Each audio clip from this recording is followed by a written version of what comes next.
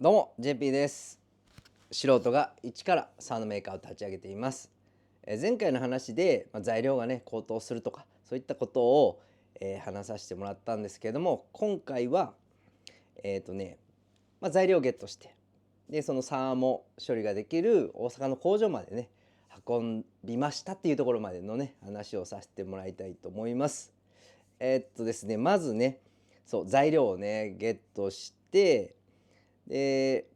それをねトラック取りに行かなきゃならなかったんですよね。で最初、村でトラックを借りれるかなっていうふうに思ってたんですけど、ちょっとね、見込みが立たなくて、村でトラック借りなかったんですよ。でこれはレンタカーせなあかんなということで、レンタカーを調べてると、僕はね岡山県北部と兵庫県の南部に拠点があるんですね。この2拠点でやってるんですけど、岡山県北部の方にはねなかなかレンタカーってないんですよね。で岡山県じゃないわ、兵庫県のね南部の方、姫路市っていうとこなんですけど、姫路の方ならねレンタカーがあるので、ちょっと調べて、トラック借りたらなんぼすんねやろうなとか思いながらねこうネットで調べながらね見てたんですよ。そしたらね、トラックね1日借りるとね、そこそこするんですよね。でこう比較とかするじゃないですか。でバーッといろいろネットをね、サーフィンしながら選んだんですけど、トヨタレンタリスさん、がね目について、でトラックはねなんかこうあるかないか分かんないから、店舗にご連絡お願いしますみたいなことが書いてあったんで、電話したんですよ。でトラックね、平のトラックが、平っていうのがねボックスじゃないやつね、荷台だけのやつが、ありますかって言って電話したら、ありますよっていうことでね、で、おいくらしますかって言ったら、1万5,000円ですということで、結構するなと、しゃあないなと思ったんですけど、その担当の方がね、法人の会員さんですかと、法人会員さんですかみたいなことで、いやなんとなくね僕もねはいって言っちゃったんですよね。法人会員ですって言って、なんか値段気になるじゃないですか。法人会員って値段違うかなと思って、ではいって言ったら、じゃあ法人会員っていくらになるんですかって言ったら、なんか法人会員にもランクがあって、一概には申し上げられないんですけどって言ったら、その法人会員の一番このねダメなランクって言ったらおかしいけど、一番高いランクでいくらなんですかって言ったら9,000円ですって言うんですよ。え、9,000円と思って、めっちゃ安なるやんみたいな、1万5,000円から急に9,000円になるんやと思って、いや法人会員めっちゃいいなと思って、いや俺も法人会員、法人会員ってこうずっと考えたらね、そうだと、俺法人会員やったわみたいな。なんかねこうカードが届くんですよ、トヨタレンタリスさんの緑のカードがあるんですけど、法人カードが。それよう考えたら届いてたなと思って、昔ねなんか入会してたんですよ。でそれがね何年かに1回だったかな、なんかこう届くんですよ。で僕のところにね3回ぐらい届いてたんですよね。であれやと思って、でなんかねやっぱレンタカーってねそこまで使わないじゃないですか、普通の人は。だからこうカードが届いた時にやっぱおざなりになるんですよね。その時はこれレンタカーかみたいな、用事ないわっていうか、すいませんねトヨタレンタリスさんでなんかおざなりになるんですけど、今まさにめちゃくちゃ必要になった時みたいな、血眼になって探しましたよ。で探したらね、結果あって、3枚ほど出てきたんですよね。でとりあえずなんか急いでたんでもう3枚ともバコーンって入れて、でもう申し込みして、で「どうぞお伺いします」みたいな感じで、当日ね、9時だったかな、朝の9時に、取りに行ったんですよねレンタカーを。そしたらね、あれ多分9時が一番集中するのかな、わかんないですけど、ちょっとびっくりしたんですけど、そうレンタカー屋さんってこんな忙しいみたいな。あの受付があって、姫路の駅前のね、レンタル屋さんですけど、受付があって、もう受付の外まで行列が並んでるんですよ。うわこれ時間かかりそうやなと思いながらね、僕もその行列のね中に混じって並んでたら、もうねスタッフさんも忍者みたいなさあさあで動いてはって、でもうみんな毛穴バッコン開きっぱなしみたいな、もうはい次みたいな感じで、でまあずんずんずんね流れてはいくんですよ。で、僕の番来て「はいどうぞ」って、法人カードを出したら「うんこれちょっと古いやつですね」みたいな。で「あこれだ」みたいな、そのなんかお手つき何回かしながら3枚ありますからね、お手つき何回かして、まあまあ、普通にねありがとうございますみたいな感じで受付がちゃんと通って、でまあトラックこちらですみたいな感じで、でなんか傷がないかねこうチェックしてくださいみたいな感じで、まあ一通りの流れあるじゃないですか。まああれをねやって、でまあ、トラックを借りて、その今度ね兵庫県南部から兵庫県のね中部にある宍粟市っていうところにね木材を取りに行かなきゃならなかったので、まあ、そこに取りに行ったんですよ。まあ、そこから大阪に持っていくっていう流れだったんですけど、まあねこう走ってたんですよね、トラック借りて。そしたらこれまたねちょっと感動したんですけど、あの僕は19ぐらいの時はよくトラック乗ってたんですよ。それこそ配管工をねしてたんで、溶接とかねしてたんで、トラックいるじゃないですか。でトラックねよく乗ってて、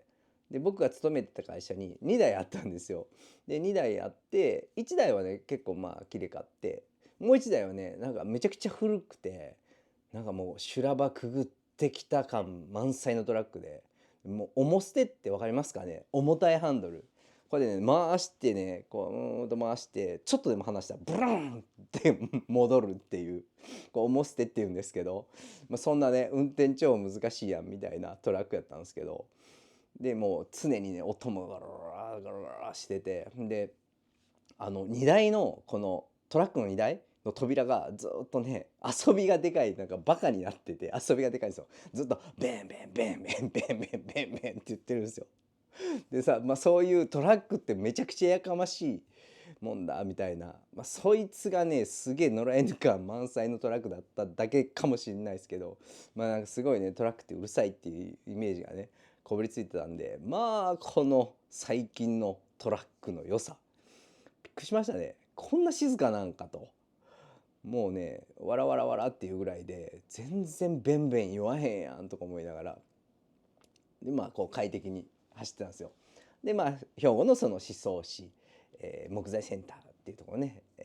きまして、そしたらもう木材がねいっぱいあって、なんか迷路みたいな感じなんですよ。どこ行きゃいいんだみたいな。で事務所みたいなところね見つけて、ここじゃないかと思ってねこうコンコンとしてね、こういうものですみたいな感じで、用意してますよっていう形でね、このフォークリフトでバーンとトラックのね荷台に乗せてくれるわけですよ。でねそれを見ながらなんかね何を感動するのか分かんないですけど、めっちゃ感動するじゃないですか。300本とかですからね。おーすごいなみたいな、これを俺が持っていくのかみたいな。で300本100本の束が3段ぐらい積み重なったのかな。で縛らないといけないじゃないですか、それをね固定して。でそれもねやっぱり長距離走るんで、このグリグリグリグリねガリガリガリガリってするやつをね入念にやりましたよ。絶対動くなよとか思いながら、なんか嫌じゃないですか、トラックからね荷が飛んで跳ねたみたいな話なんか笑えないんで、むっちゃ締めて、で大阪の方にね向かっていくんですけど、でもやっぱり空のっていうか、その空っぽのトラックを運転するのと、やっぱり荷台にね、たくさん荷物を乗せて運転するのってやっぱ違うんですよね、これ。やっぱ緊張するんですよね。でやっぱりその緊張感を持ってこう大阪までねずっとドライブするんですけど、でやっとこう大阪の方に着いて、軽工業さん、ちょっとアルファベットにしときますね。もうサーモ処理ができる軽工業さんね、やっと着いて、で担当のね方とご挨拶させてもらって、電話ではねやり取りしてたんですけども、実際にお会いして、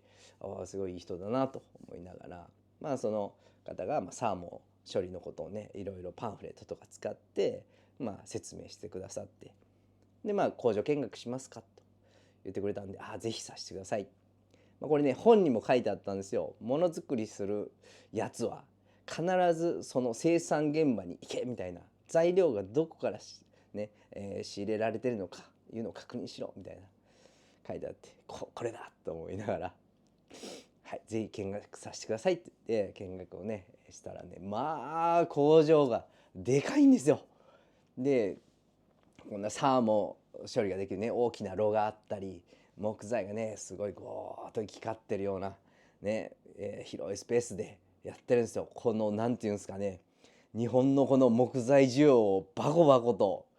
ね、生産してるような感じがねしてね、僕はもうちょっとこう畏敬の念をね抱きましたね。